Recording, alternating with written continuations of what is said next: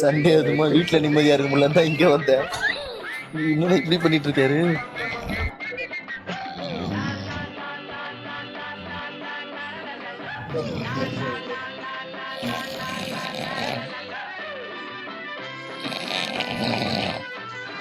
இவ்வளவு சத்தம் கேக்குது, பாட்டு ஓடுது, மனுஷன் மூக்குல